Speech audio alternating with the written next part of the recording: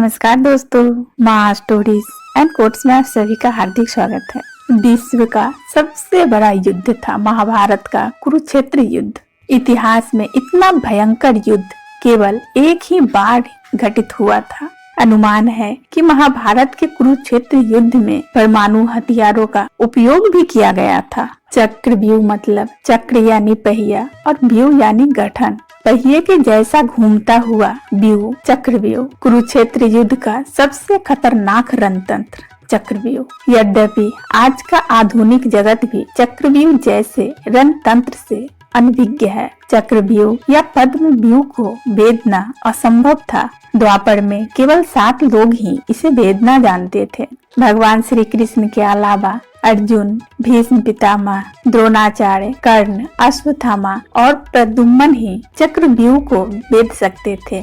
अभिमन्यु तो केवल चक्रव्यूह के अंदर प्रवेश करना जानता था। चक्रव्यूह में कुल 7 परतें होती थी।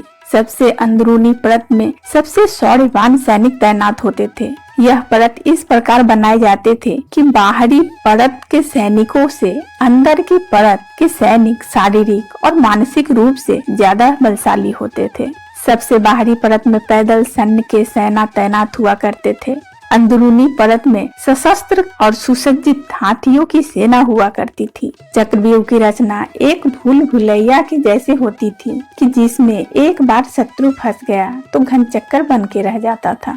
चक्रव्यूह में हर परत की सेना घड़ी के कांटे की जैसी ही हर पल घूरता रहता था, जिससे समूह के अंदर प्रवेश करने वाला व्यक्ति अंदर ही खो जाता था और बाहर जाने का रास्ता भूल जाता था। महाभारत में व्यूह की रचना गुरु द्रोण ही करते थे। चक्रव्यूह को युग का सबसे श्रेष्ठ सैन्य दल माना गया था। इस व्यूह का गठन युधिष्ठिर को बंदी बनाने के लिए किया गया था। माना जाता है कि 48 × 128 किलोमीटर के क्षेत्रफल में कुरुक्षेत्र नामक जगह पर युद्ध हुआ था, जिसमें भाग लेने वाले सैनिकों की संख्या 1.8 मिलियन था। चक्रव्यूह को घूमता हुआ मौत का पहिया भी कहा जाता है, क्योंकि एक बार जो व्यक्ति इस चक्रव्यूह के अंदर गया वह कभी बाहर नहीं आ सकता था। इस पृथ्वी की ही तरह अपने अक्ष में घूमता था। साथ ही साथ हर परत भी परिक्रमा करते हुए घूमती थी।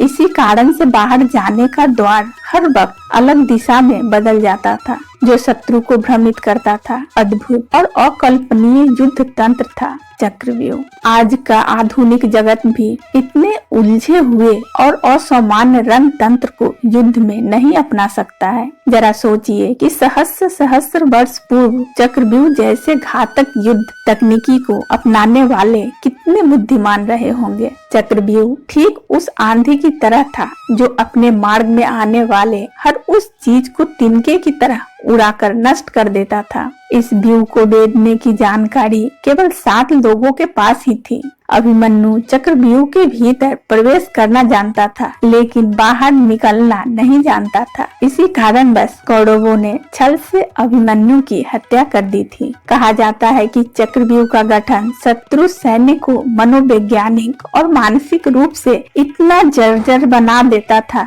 कि एक ही पल में हजारों शत्रु सैन्य प्राण त्याग देते थे। आपको जानकर आश्चर्य होगा कि संगीत या शंख के नाद के अनुसार ही चक्रव्यूह की सैनिक अपने स्थिति को बदल सकते थे। कोई भी सेनापति या सैनिक अपनी मन मर्जी से अपनी स्थिति को बदल नहीं सकता था। अद्भुत, अकल्पनीय, सदियों पूर्व ही इतने वैज्ञानिक रीति से अनुशासित रणनीति का गठन करना सामान्य विषय नहीं था। महाभारत के युद्ध में कुल 3 बार चक्रव्यूह का गठन किया गया, जिनमें से एक में अभिमन्यु की मृत्यु हुई थी। केवल अर्जुन ने कृष्ण की कृपा से चक्रव्यूह को भेद कर जयद्रथ का वध किया था। हमें गर्व होना चाहिए कि हम उस देश के वासी हैं जिस देश में सदियों पूर्व के विज्ञान और तकनीक का अद्भुत निर्देश देखने को मिलता है। निसंदेह चक्रव्यूह न भूतो न भविष्यति युद्ध तकनीक था। न भूतकाल में किसी ने देखा